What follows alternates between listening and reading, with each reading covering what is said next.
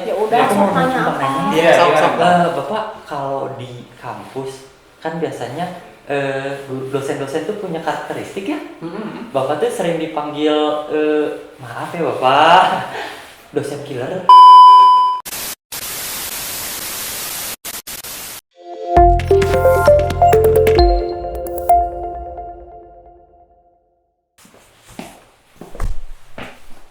Ini apaan sih?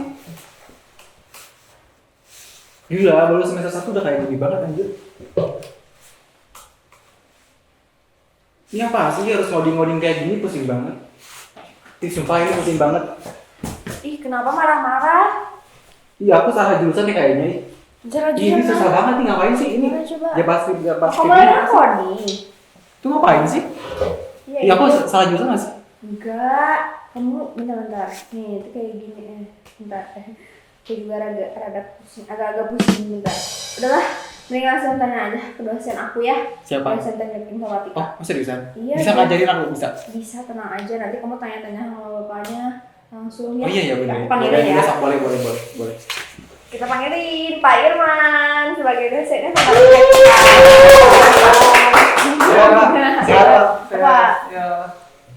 Gimana nih? Taksi buka apa? Ini Pak, ada yang kepusingan. Katanya salah jurusan ambil teknik informatika. Emang di teknik informatika sesusah itu Pak? Bapak sebagai bapak dosen gitu. Kesulitannya apa yang dirasakan? Pusing Pak, harus Pusing. ngoding itu gimana sih Pak? Sebetulnya kalau kita bicara mengenai teknologi informasi ya, terutama di program studi teknik informatika, sebetulnya nggak beda jauh dengan program studi yang lainnya. Hanya ada kekhususan kan pada bidang teknologi informasi. Nah, salah satu yang menjadi core-nya teknik informatika, salah satunya adalah coding. Kenapa menjadi sebuah hal yang ditakutkan oleh mahasiswa pada saat kita? Sumpah Pak, takut banget. Pusing Takut banget ya? Pak, asli. Sebetulnya nggak menjadi sulit ya. Yang pertama yang harus dipahami dalam pembangunan sebuah perangkat lunak adalah model logik. Jadi logika berpikirnya. Nah, jadi yang sebetulnya jadi masalah adalah proses berpikir. Bagaimana kita membentuk sebuah perangkat lunak yang mau dibuat. Jadi proses logika yang diperhatikan sehingga dituangkan ke dalam bahasa Komputer. pemrograman. Logika saya gitu Pak. Iya betul. Wah, berarti tadi logika saya yang kasar ya? Berarti yang minim. Jadi dari logika berpikir dulu. Bagaimana logika berpikir sebuah perangkat lunak ini akan dibangun. Nah, sehingga nanti pada saat itu akan dituangkan sebagai bahasa pemrograman tertentu. Gampang gitu Pak. Gitu kan Pak? Gampang gitu. Jadi, gitu Pak. jadi artinya cuma kita berpikir secara logis bagaimana sebuah perangkat lunak ini harus dijalankan. Dan iya, fungsinya apa saja. Dari berpikir seperti itu baru dituangkan ke dalam bahasa tertentu. Pak, ini Pak, kalau misalkan ngomong susah gampangnya, Bapak waktu jadi mahasiswa nih, pasti Bapak nilainya bagus dong. Jadi Iya gitu bagus. Pak bagus gitu Pak. kok nanya ke Bapak dong? Oh iya. Ya, kalau menurut ukuran bagus atau enggaknya kan relatif ya. Tapi yang namanya proses pembelajaran itu ada tahapannya. Enggak semestinya saya selalu ngerti terus tidak. Tapi ada satu tahapan di mana kita harus membuat pemahaman terhadap sebuah materi ya. Ya, tentang kan kalau misalkan Bapak nih pas waktu jadi mahasiswa sendiri gitu kan, jadi masuk teknik informatika, Bapak ngerasa salah jurusan atau jadi pengen keluar aja deh gitu Nyindir, atau Pak. Nyindir. ya kan banyaknya kayak gitu. Kalau aku sih emang pinter sih, jadi Oh gitu ya. kalau Bapak sendiri gimana waktu dulu? Justru kalau saya nggak ada niat untuk jadi mahasiswa informatika, bahkan sama sekali nggak ada dalam benak berpikir saya itu jadi seorang mahasiswa. Karena dari sejak saya kecil terdidik, saya itu inginnya menjadi perwira TNI Angkatan Laut. Sampai terbentuk ya. Tapi apa daya, mungkin jalurnya bukan ke sana. Iya. Sehingga diputuskan untuk kuliah juga bingung ngambil jurusan apa. Sampai akhirnya boleh dalam tanda petik ini terjerumus dalam hal yang positif, masuk ke dunia informatika ya. Semacam itu, dan akhirnya kita pelajari. Walaupun awalnya sama sekali pemahamannya, tapi beranjak lalu mulai Bisa jadi hebat. Iya. Nah, kalau Bapak sekarang kan dulu informatika di UKRI ya? Di UKRI ya? Zaman dulu di UKRI. kita ya. Kita ya masih kita. Iya. Nah, kita nggak bahas itu Pak, cuman sekarang gimana? Pas udah lulus Bapak gimana jadi apa sekarang? Dari informatika langsung jadi apa Bapak? Dari informatika saya lulus pertama kali itu jadi konsultan IT, bukan jadi dosen. Oh bukan, itu ngapain Pak konsultan IT itu? Nah, konsultan IT itu adalah satu perusahaan yang memberikan jasa dalam membangun sebuah software. Nah, klien saya itu banyaknya adalah pemerintah daerah. Wih. Waktu itu ya. Jadi pemerintah daerah, kota, provinsi itu kita bangunkan aplikasinya. Istilahnya dibalik, dinas, badan, lembaga. Oh, Itu iya. kita bangunkan aplikasinya. Nah, setelah punya pengalaman di situ, level yang terbawah saya ikuti dari programmer sampai analis. Oh Bapak pernah jadi programmer Pak? Pernah. Wih. Itu otodidak. Aduh. Itu otodidak juga ya. Terus gimana Pak? Ya mulai dari nol. Oh iya iya. Seperti istilah pom bensin yang mulai dari nol. Mulai dari nol ya Pak. Iya betul.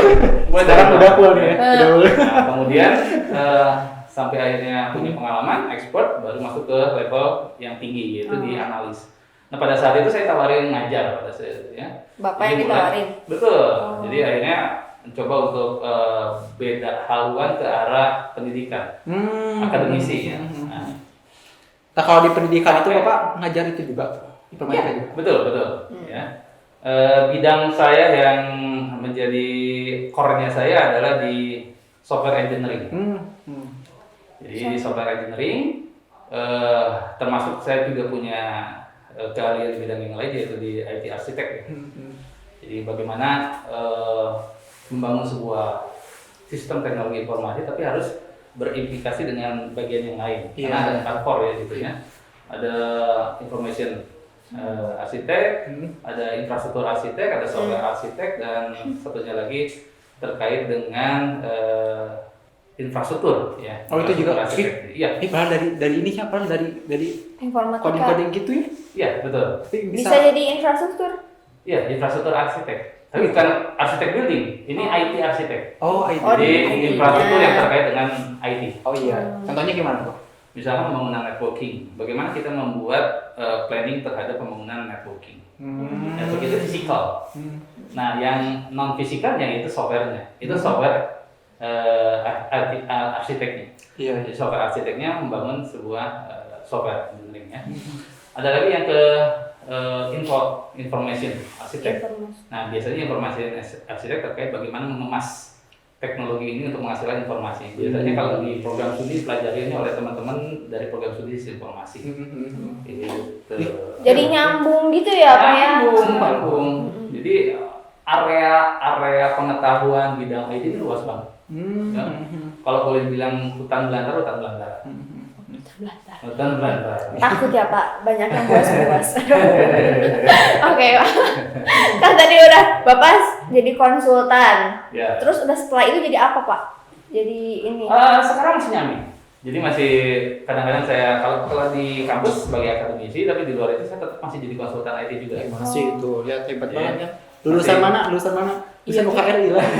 Ya Masih Iya, benar. masih mengerjakan proyek-proyek juga ya. Proyek nasional juga masih kerjakan. Ya. Oh kan kata dia tadi bingung apa sih bisa 2 gitu. Emang Bapak nggak pusing gitu megang 2 setir gitu? Ya kita harus bagi waktu ya. Iya. Memang kita nggak bisa tambahkan waktu kita hidup 24 jam, tapi kita pilih-pilih. Pada saat kita mengerjakan pekerjaan proyek, pekerjaan aja di jadwal yang lain. Ya. Jadi ini di sambil dilaksanakan tidak dalam kontinuitas, misalkan di lain waktu. Tuh, jangan kayak kamu tuh terus aja seharian nonton bola. Ya kan rame. Iya rame. Ini Pak. Tapi kalau dakwa-dakwa juga itu tahu nggak? Ada ininya Pak ya, kayak aplikasi view, aplikasi itu kan dari teknik informatika ya Pak ya? Bener nggak sih?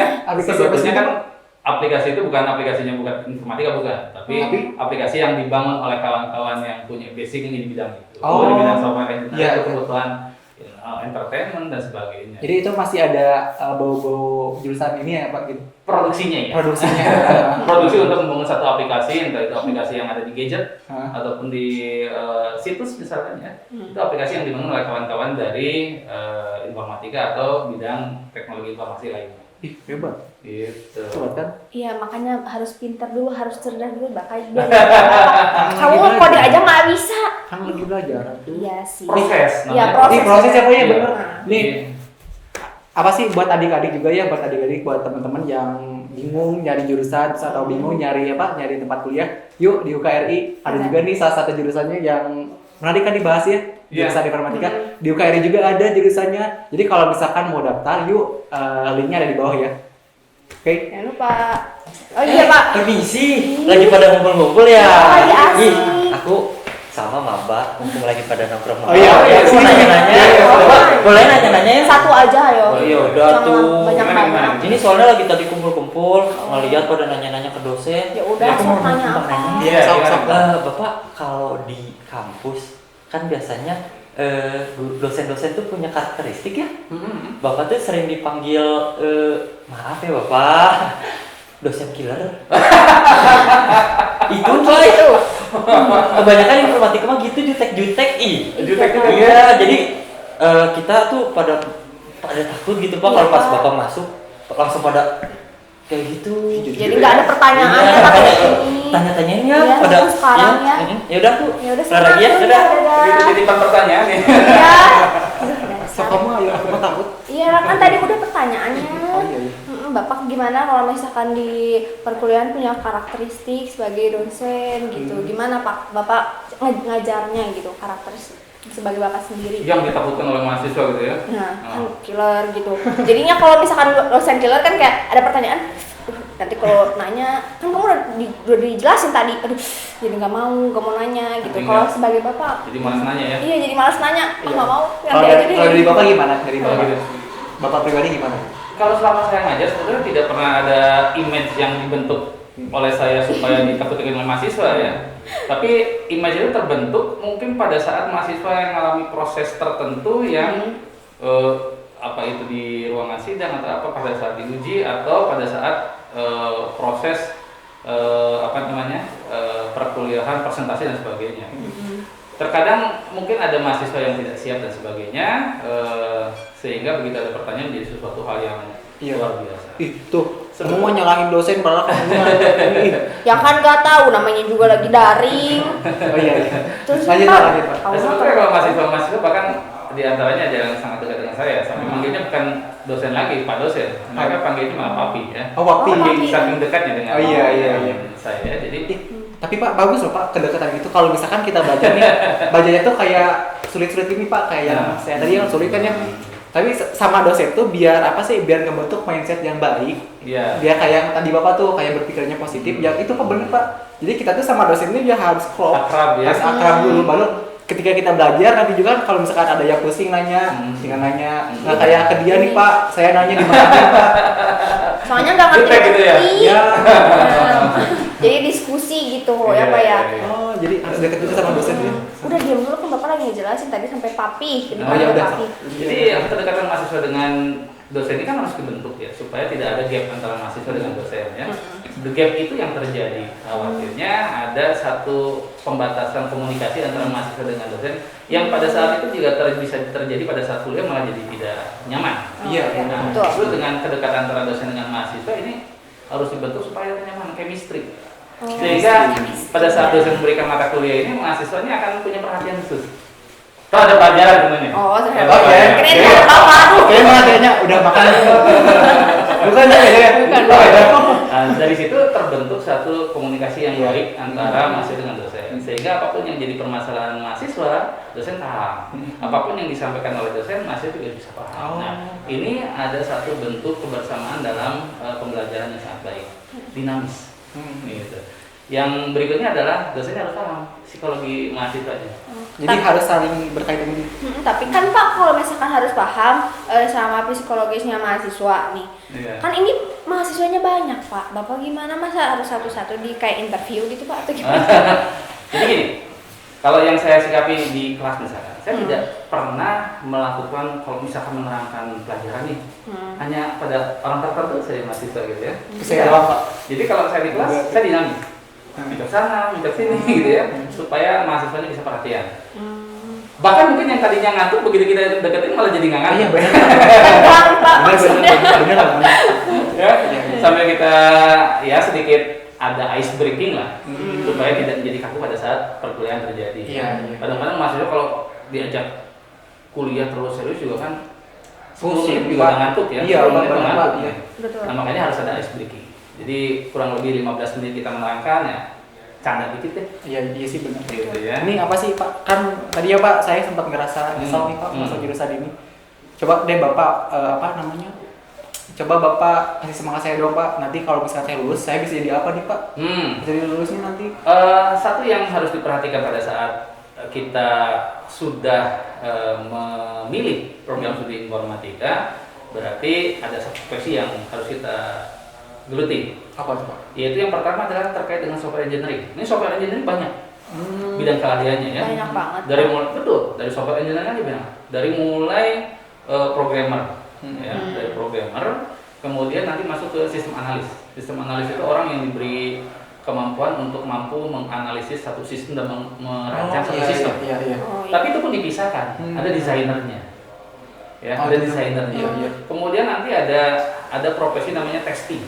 Tester Apa? tentunya. Texting. Tester. Gimana itu? Tester, software tester. Apa itu sih? Yaitu profesi yang menggeluti bidang pengujian terhadap perangkat lunak. Oh, jadi Apakah gitu. betul? Apakah perangkat lunak ini baik?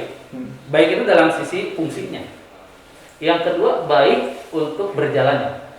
Berarti terkait dengan performansinya. Yang ketiga, baik karena secure, aman nggak nih perangkat lunak? Jangan-jangan perangkat lunak kita bangun ternyata nyolong data orang. Oh iya benar. Hack gitu ya Pak ya? Bisa Pak, dilakukan. kalau dari jurusan Bapak bisa nge-cheat gitu nggak sih? Pak bisa nggak? Gimana Mas? Kalau diajarkan secara khusus tidak ya. Tapi ada Pak. Iya, kalau sebagai bidang kegiatan mahasiswa yang ingin menekuninya ada ya. Wih. Mungkin bisa dilakukan oleh kegiatan kemahasiswaan misalkan ya, tapi diajarkan dengan cara yang benar. Namanya kebetulan kalau kampus kita dulu, saya sebagai penanggung jawabnya waktu itu adalah salah satu kampus yang mendirikan kampus apa namanya? Apa tuh? CSIRT ya, kampus Security Incident Response Team. Ngapain itu Pak? Yaitu satu bidang kegiatan kajian ilmiah yang dilakukan oleh akademisi dan mahasiswa untuk membidangi security dan forensik digital. Nah, salah satunya itu kegiatan salah satu di bidang security. Wih. Berarti Keren, kan ya. di bidang security gitu ya Pak ya. Berarti ada yang teknik informatika yang bekerja di kayak kepolisian juga Pak. Jadi buat ngehack kayak yang ini dengan informasi kayak gitu Itu juga ada, Pak. Kalau khusus divisinya nggak semua kepolisian ada, tapi di Polri itu ada namanya cyber ya, polisi cyber. Iya, benar. Di negara kita juga di angkatan bersenjata kita juga ada. Oh ya. ada, namanya Ya, cyber juga. betul. Ya, di salah satu National Cyber Defense kita punya. Ya, Jakarta markasnya, saya kebetulan pernah ke sana juga. Bapak pernah ke sana? Iya. Pernah ikutan juga nggak Pak? Enggak. Oh enggak. Kalau menghacking itu berarti kan perangkatnya harus bagus ya. Oh iya. Oh, Jadi kalau perangkat kita nggak bagus, malah kita yang Ya, di-hacking. Senjata makan tuan ya Pak ya? Kita mau menghacking malah Iya, nggak iya, iya, Tapi gini, benar. buat apa sih keperluan menghacking? Sebetulnya keperluan menghacking itu adalah untuk defense, self defense. Gimana Pak? Jadi artinya kalau misalkan kita ada yang menyerang, bagaimana kita bisa nanganinya? Oh, iya. Bukan kita untuk menyerang. Oh, berarti gini Pak, misalkan di ini nih di halaman penerimaan mahasiswa baru UKRI misalkan ya Pak ya. Iya. Kita tuh lagi pada daftar misalkan, terus jumlah si mahasiswanya sekian misalkan, tiba-tiba ada yang nge-hack nih Pak. Tiba-tiba si mahasiswanya tuh jumlah datanya pada hilang misalkan, jadi pada nggak ke data di UKRI. Itu tugas kita di situ berperan juga Pak. Iya, Iya, bisa. KRI. Berperan Ya, juga Pak di situ. orang-orang yang punya kemampuan di situ harusnya punya peran. Perannya apa? Satu mungkin merecovery data yang hilang misalkan, atau kita melacak di mana pelaku berada dan sebagainya ya. Berarti kita nggak usah takut. Jadi jangan dipakai untuk ilmu-ilmu tertentu, jangan dipakai untuk kepentingan Iya, kejahatan, iya. karena tentu akan berdampak terhadap penyalahgunaan keahlian. Iya, Nanti akan berdampak terhadap Iya sih benar Pak. hukum ya, Iya, itu benar. undang-undang ITE dan sebagainya. Iya. Nah, itu yang berbahaya. Berarti nggak usah takut aja, nggak usah takut di hack ya di UKRI. Nanti aja ke Bapak. Bagus sih Pak, bagus. Gitu. Terus kan ngomongin cyber gitu ya Pak ya. Kalau misalkan di cyber gitu, berarti kan ada pemrograman juga pastinya kan ya Pak ya. Nanti kalau misalkan aku nih ngeprogram, tapi masih kalau bahasa gamenya noob ya Pak ya, masih pemula gitu. Nah, bakal ketahuan gak sih sama yang senior ini, sama yang kepolisian ini? Pasti ketahuannya dalam bentuk coding lagi kayak gitu, atau dalam nama langsung gimana? Untuk bisa mengetahui kalau misalkan ada satu bentuk kejahatan yang terjadi di dunia cyber, terutama di cloud, ya, internet maksudnya, ya. Terus Apa yang bisa dilakukan oleh seseorang yang punya keahlian untuk mentelusurinya, ya, yaitu dengan mencari jejaknya apa? IP address. Oh. Nah, Apa, itu Pak? Apa? IP address. IP Koneksi ke address. internet itu pasti menggunakan IP address. kayak alamat gitu kan Pak? Alamat, Oh, alamat koneksi kita, ya. Nah, dari situ juga nanti bisa diketahui apa namanya lokasi, lokasi di mana IP tersebut aktif, termasuk IP-nya aktif di ISP-nya mana itu terdaftar. Nah, karena negara kita punya satu lembaganya, non government yang Apa namanya, bisa, Pak? bisa menelusuri lalu lintas transaksi data. Namanya Asli, Pak, ada. IDCIRT. Apa? IDCIRT, Indonesia Security Incident Response Team. Oh. Nanti kita bisa di situ Pak? Bisa. Ya. Ih, bisa loh. Kan Keren katanya banget. lalu lintas gitu. Maksudnya gimana tuh, Pak? Jadi setiap data yang lalu lintas terjadi di Indonesia itu bisa dipantau. Oh. Se-Indonesia itu Iya, Jadi ketahuan ya Pak ya? iya. ketahuan yang nggak pakai yang platnya udah ini apa nggak pakai sen kayak gitu, Pak. Takut. Gimana? Tahu gitu ya? Jadi saya kira dari mana? Misalkan ada seseorang yang mengirimkan satu pesan kemana, ini bisa terlihat dari mana. Oh, iya, Walaupun iya, iya. pesannya sendiri nggak mungkin dibuka langsung ya, kecuali atau permintaan Oke. melalui proses peradilan dan sebagainya itu mungkin ada. Tapi kalau misalkan lintas dari mana ke mana itu bisa kelihatan. Oh iya. Ini nih ada pertanyaan terakhir Bu sama kamu sama aku. Sama Jangan kamu aja kan, kamu yang nggak ngerti, aku udah pintar. Oh iya. Gini Pak, karena sudah sangat banyak sekali Pak informasi yang Bapak sampaikan itu ya, sangat bermanfaat sekali. Paling terakhir saya pengen bukan nanya sih, pengen minta ke Bapak buat teman-teman, buat adik-adik yang apa sih, yang pengen masuk ke jurusan ini, apa sih persiapannya, apa sih saran-saran dari Bapak supaya tidak kayak saya nih Pak, pusing banget terus ujung-ujungnya ngerasa nyesel. Gimana sih Pak supaya nggak kayak gitu? Mungkin tips yang harus dipersiapkan buat generasi-generasi berikutnya yang akan masuk ke dalam program studi informatika adalah satu adalah penguasaan terhadap pemahaman logika saja, ya, logika berpikir dan kemauan keras untuk menelusuri bidang ini. Oh. Karena bidang ini kan ibaratnya cepat sekali usangnya, karena banyak yang baru munculnya gitu ya, sehingga pertumbuhan terhadap teknologinya ini terus berkembang. Jadi kita harus mau ngikutin zaman. Terus-terusan gitu ya Pak? Harus Mas ngikutin up to zaman. date ya Pak ya? Dosen aja up to date. Up to date. Paling segitu dulu ya Pak ya? Aduh makasih banyak sekali Pak. Oh iya Pak, saya mau belajar ke Bapak aja daripada ke kamu dimarahin. Ya makasih banyak ya Pak. Sip. Terima Pak, kasih kita ya, Pak, belajar ya. coding ya Pak ya? Iya, Belajar iya. coding ya?